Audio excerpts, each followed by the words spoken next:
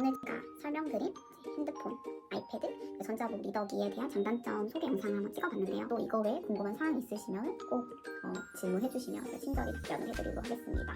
어쨌든 이 영상이 여러분들에게 도움이 되셨으면 좋겠습니다. 정말 감사합니다. 정말 이 영상이 여러분들에게 꼭 도움이 되셨으면 좋겠습니다. 정말 감사합니다.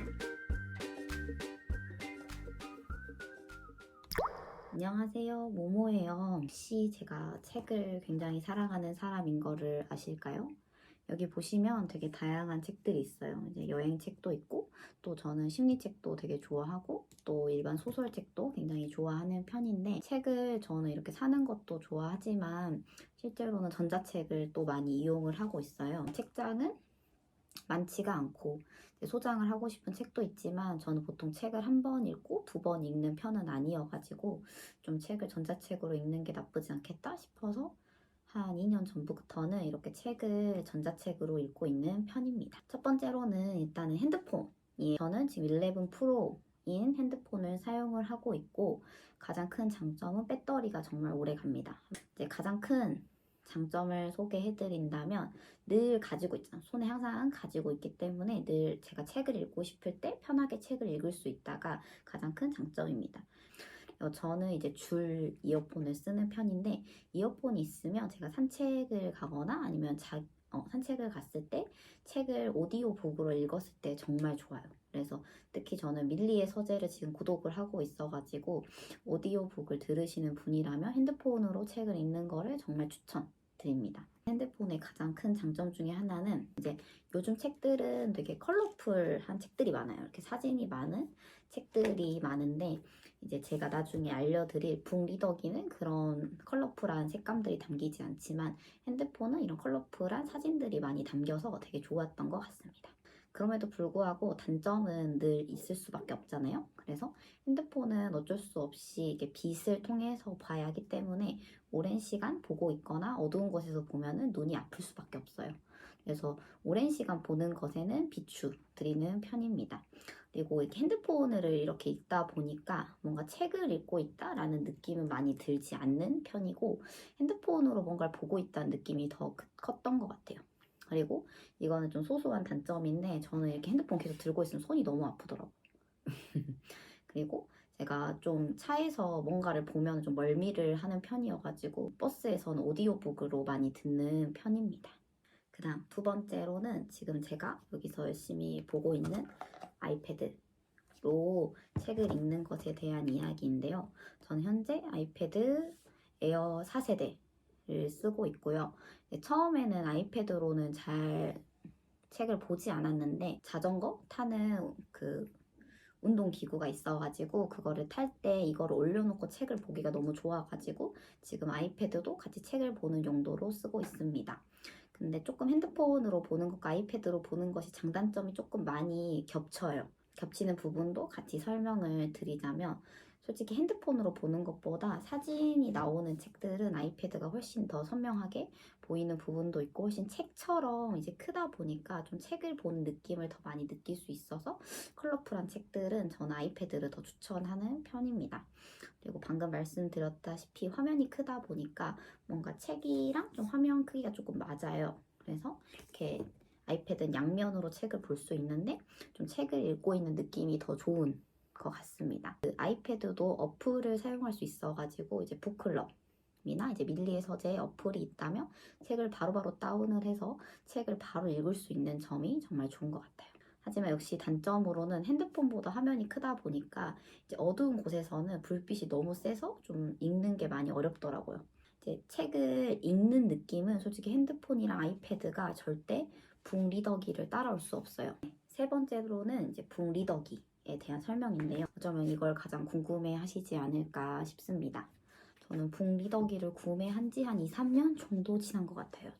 S14에서 판매하고 있는 크레마 사운드업일 거예요.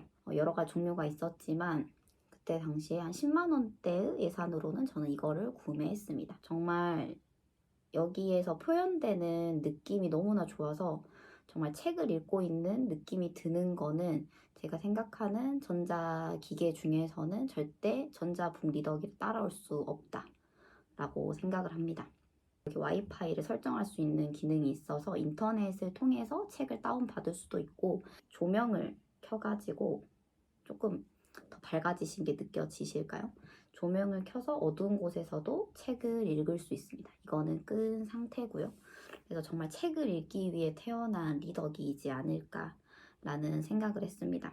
그리고 지금 제가 최근에는 거의 핸드폰이랑 아이패드로 책을 읽어서 최근에 충전한 적이 없는데도 지금 35% 정도 남아있거든요. 생각보다 충전이 오래 가는 것 같아요. 일주일에 하루에 1시간씩 책을 읽어도 가능한 정도?